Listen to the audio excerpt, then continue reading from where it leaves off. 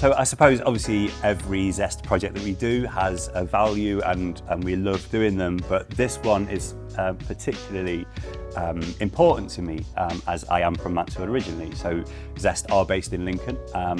I grew up in Mansfield. I was born onto Oak Tree Estate, where we've done a lot of the projects over this summer.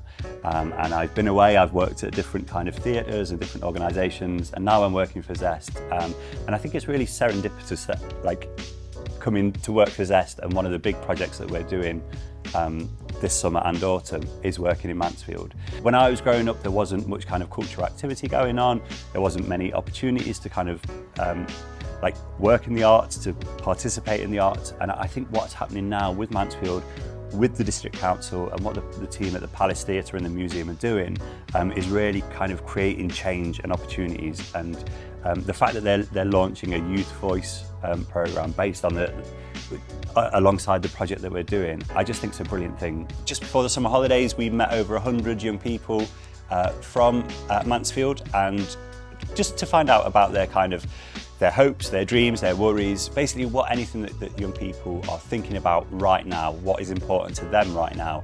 And then what we do is, with all that kind of information we gather from young people, is that we use kind of vibrant artworks to amplify their voice.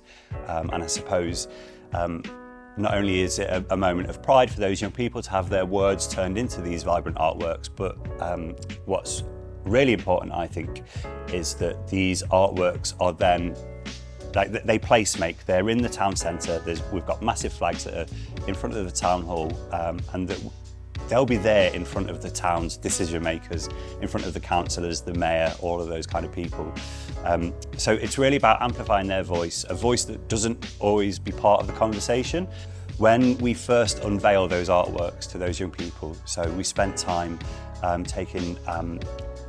putting the flags up in front of Samworth Church Academy, and the young people that had written those words got to see them there in person. They're these huge flags and they see their words on those flags, and the excitement and the pride in their face when you tell them that their flags are going to go and sit in front of the town hall for the whole of the half term, that their voices are launching a youth voice platform across the council. I think that's just a brilliant thing. We also had a similar thing at Oak Tree Primary, where they don't have flags, but they've got these huge banners that have gone on the fences outside their school.